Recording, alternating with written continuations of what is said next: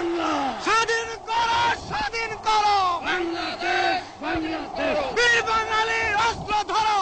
বাংলাদেশ স্বাধীন করো।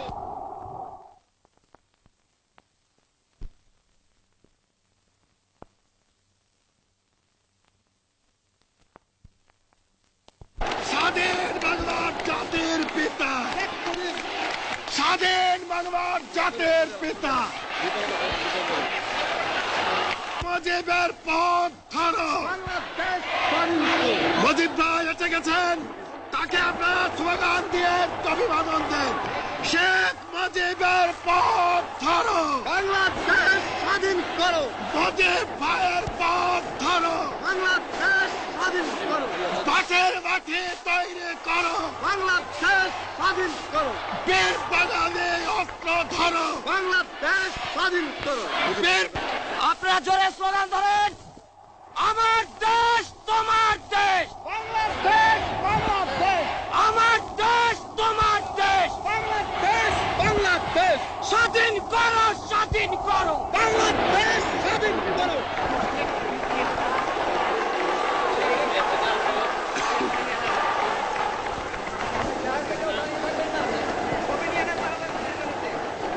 ভাইরা আমার, আজ দুঃখ ভারাক্রান্ত মন নিয়ে আপনাদের সামনে হাজির হয়েছি। আপনারা সবই জানেন এবং বোঝেন আমরা আমাদের জীবন দিয়ে চেষ্টা করেছি, কিন্তু দুঃখের বিষয় আজ ঢাকা, চট্টগ্রাম, খুলনা, রাজশাহী, রংপুরে আমার ভাইয়ের রক্তে রাজপথ রঞ্জিত হয়েছে। আজ বাংলার মানুষ মুক্তি চায়, বাংলার মানুষ বাঁচতে চায়, বাংলার মানুষ তারা আজ তার অধিকার চায়। কিন্তু দুঃখের বিষয়, আজ দুঃখের সঙ্গে বলতে হয় 23 বছরের করুণ ইতিহাস, বাংলার অত্যাচারের, বাংলার মানুষের রক্তের ইতিহাস, 23 বছরের ইতিহাস, মুমূর্ষ নরনারীর আর্তনাদের ইতিহাস, বাংলার ইতিহাস, এদেশের মানুষের রক্ত দিয়ে রাজপথ রঞ্জিত করার ইতিহাস। 1952 সালে রক্ত দিয়েছি, 1954 সালে নির্বাচনে জয়লাভ করেও আমরা গদিতে বসতে পারি নাই। 1958 সালে আইয়ুব খান মার্শাল ল জারি করে 10 বছর পর্যন্ত আমাদের গোলাম করে রেখেছে। 1967 সালে 6 দফার আন্দোলনের 7ই জুনে আমার ছেলেদের গুলি করে হত্যা করা হয়েছে। 1969 আন্দোলনে আইয়ুব খানের পতন হওয়ার পরে যখন ইয়াহিয়া খান সাহেব সরকার নিলেন, তিনি বললেন দেশে শাসনতন্ত্র দেবেন, গণতন্ত্র দেবেন, আমরা মেনে নিলাম। তারপরে অনেক ইতিহাস হয়ে গেল, নির্বাচন হলো। আপনারা জানেন দোষ কি আমাদের? আজকে আমি প্রেসিডেন্ট ইয়াহিয়া খান সাহেবের সঙ্গে দেখা করেছি, আপনারা জানেন, আলাপ আলোচনা করেছি। আমি শুধু বাংলার নয়, পাকিস্তানের মেজরিটি পার্টির নেতা হিসাবে তাকে অনুরোধ করলাম 15 ফেব্রুয়ারি তারিখে আপনি জাতীয় পরিষদের অধিবেশন দেন। তিনি আমার কথা রাখলেন না, তিনি রাখলেন ভুট্টো সাহেবের কথা। তিনি বললেন প্রথম সপ্তাহে মাসে হবে, তিনি মানে নিলেন। আমরা বললাম ঠিক আছে, আমরা অ্যাসেম্বলিতে বসবো, আমরা আলোচনা করব। আমি বললাম বক্তৃতার মধ্যে, অ্যাসেম্বলির মধ্যে আলোচনা করব। এমনকি আমি এ পর্যন্ত বললাম যদি কেউ ন্যায্য কথা বলে, আমরা সংখ্যায় বেশি হলেও একজন যদিও সে হয়, তার ন্যায্য কথা আমরা মেনে নেব। আসুন বসি, আমরা আলাপ করে শাসনতন্ত্র তৈরি করি। তিনি বললেন পশ্চিম পাকিস্তানের মেম্বাররা যদি এখানে আসে তাহলে কসাইখানা হবে অ্যাসেম্বলি।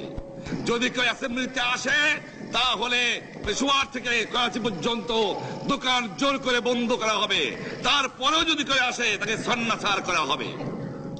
আমি বললাম অ্যাসেম্বলি চলবে। তারপরে হঠাৎ 1 তারিখে অ্যাসেম্বলি বন্ধ করে দেওয়া হলো। কি পেলাম আমরা? যে আমার পয়সা দিয়ে অস্ত্র কিনেছি বহিঃশত্রু আক্রমণ থেকে দেশকে রক্ষা করার জন্য, আজ সেই অস্ত্র ব্যবহার হচ্ছে আমার দেশের গরিব দুঃখী নিরস্ত মানুষের বিরুদ্ধে। তার বুকের উপরে হচ্ছে গুলি। আমরা পাকিস্তানের সংখ্যাগুরু, আমরা বাঙালিরা যখনই ক্ষমতায় যাওয়ার চেষ্টা করেছি, যখনই এদেশের মালিক হবার চেষ্টা করেছি, তখনই তারা আমাদের উপর ঝাঁপিয়ে পড়েছেন। তারা আমাদের ভাই। আমি বলেছি তাদের কাছে এই কথা যে আপনারা কেন আপনার ভাইয়ের বুকে গুলি মারবেন? আপনাদের রাখা হয়েছে যদি বহিঃশত্রু আক্রমণ করে তার থেকে দেশকে রক্ষা করার জন্য। তারপরে উনি বললেন যে আমার নামে বলেছেন, আমি নাকি বলে স্বীকার করেছি যে 10 তারিখে রাউন্ড টেবল কনফারেন্স হবে। আমি উনাকে একথা বলে দেবার চাই, আমি তাকে তা বলি নাই। টেলিফোনে আমার সঙ্গে তার কথা হয়। তাকে আমি বলেছিলাম, জনাব ইয়াহিয়া খান সাহেব, আপনি পাকিস্তানের প্রেসিডেন্ট, দেখে যান, ঢাকায় আসেন কিভাবে আমার গরিবের উপরে, আমার বাংলার মানুষের বুকের উপরে গুলি করা হয়েছে, কি করে আমার মায়ের কোল খালি করা হয়েছে, কি করে মানুষকে হত্যা করা হয়েছে। আপনি আসুন, দেখুন, বিচার করুন, তারপরে আপনি ঠিক করুন। আমি এই কথা বলেছিলাম। হঠাৎ আমার সঙ্গে পরামর্শ না করে বা আমাদের সঙ্গে আলোচনা না করে 5 ঘন্টা গোপনে বৈঠক করে যে বক্তৃতা তিনি করেছেন এবং যে বক্তৃতা করে অ্যাসেম্বলি করেছেন, সমস্ত দোষ তিনি আমার উপরে দিয়েছেন, বাংলার মানুষের উপরে দিয়েছেন।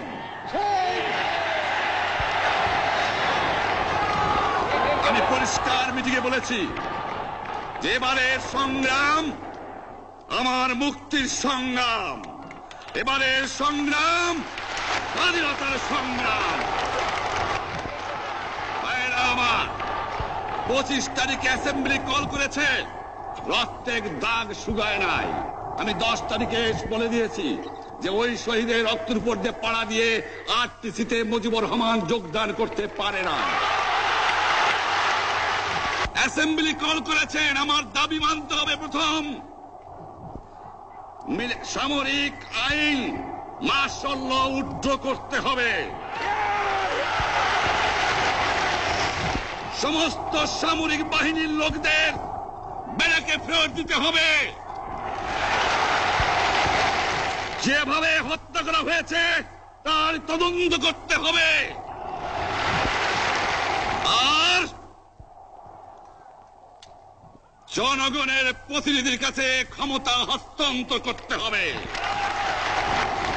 তারপরে বিবেচনা করে দেখব আমরা অ্যাসেম্বলিতে বসতে পারবো কি পারবো না। এর পূর্বে অ্যাসেম্বলিতে বসার, আমরা অ্যাসেম্বলিতে বসতে আমরা পারি না। জনগণ সে অধিকার আমাকে দেয় নাই। ভাইয়েরা আমার, তোমরা আমার উপর বিশ্বাস আছে? আমি প্রধানমন্ত্রিত্ব চাই না, আমরা দেশের মানুষের অধিকার চাই। আর যদি একটা গুলি চলে, আর যদি আমার লোকের উপর হত্যা করা হয়, তোমাদের উপর কাছে আমার অনুরোধ রইল, প্রত্যেক ঘরে ঘরে দুর্গ করে তোলো। তোমাদের যা কিছু আছে তাই নিয়ে শত্রুর মোকাবেলা করতে হবে এবং জীবনের তরে রাস্তাঘাট যা যা আছে সবকিছু আমি যদি হুকুম দেবার নাও পারি, তোমরা বন্ধ করে দেবে। তোমরা আমার ভাই, তোমরা ব্যারাকে থাকো, কেউ তোমাদের কিছু বলবে না, কিন্তু আর আমার বুকের পর গুলি চালাবার চেষ্টা করো না, ভালো হবে না। 7 কোটি মানুষকে তাবায় রাখতে পারবো না। আমরা যখন মরতে শিখেছি তখন কেউ আমাদের দবাতে পারবে না। যে পর্যন্ত আমার এই দেশের মুক্তি না হবে, খাজনা ট্যাক্স বন্ধ করে দেওয়া হলো, কেউ দেবে না। তবে আমি অনুরোধ করছি, আপনারা আমাদের ভাই, আপনারা দেশকে একেবারে জাহান্নামে ধ্বংস করে দিয়েন না। জীবনে আর কোনোদিন আপনাদের মুখ দেখা দেখি হবে না। যদিও আমরা শান্তিপূর্ণভাবে আমাদের ফয়সলা করতে পারি, তাহলে অন্তপক্ষে ভাই ভাই হিসেবে বাস করার সম্ভাবনা আছে। সেই জন্য আপনাদের অনুরোধ করছি, আমার এই দেশে আপনারা মিলিটারি শাসন চালাবার চেষ্টা আর করবেন না। দ্বিতীয় কথা, প্রত্যেক গ্রামে, প্রত্যেক মহল্লায়, প্রত্যেক ইউনিয়নে, প্রত্যেক সাব ডিভিশনে আওয়ামী লীগের নেতৃত্বে সংগ্রাম পরিষদ গড়ে তোলো এবং তোমাদের যা কিছু আছে তাই নিয়ে প্রস্তুত থাকো। মনে রাখবা, রক্ত যখন দিয়েছি, রক্ত আরো দেব। এই দেশের মানুষকে মুক্ত করে ছাড়বো ইনশাআল্লাহ। এবারে সংগ্রাম আমাদের মুক্তির সংগ্রাম, এবারে সংগ্রাম স্বাধীনতার সংগ্রাম। আপনারা আমার উপরে বিশ্বাস নিশ্চয়ই রাখেন। জীবনে আমার রক্তের বিনিময়েও আপনাদের সঙ্গে বেইমানি করি নাই। প্রধানমন্ত্রিত্ব দিয়ে আমাকে নিতে পারে নাই, ফাঁসি কাস্টে আসামি দিয়ে আমাকে নিতে পারে নাই। যে রক্ত দিয়ে আপনারা আমার একদিন জেলের থেকে বার করে নিয়ে এসেছিলেন, এই রেসকোর্স ময়দানে আমি বলেছিলাম আমার রক্ত দিয়ে আমি রক্তের ঋণ শোধ করবো, মনে আছে? আমি রক্ত তোমার জন্য প্রস্তুত। আমাদের মিটিং এইখানেই শেষ। আসসালামু আলাইকুম। জয় বাংলা। বীর বাঙালি অস্ত্র ধরো, বাংলাদেশ বীর বাঙালি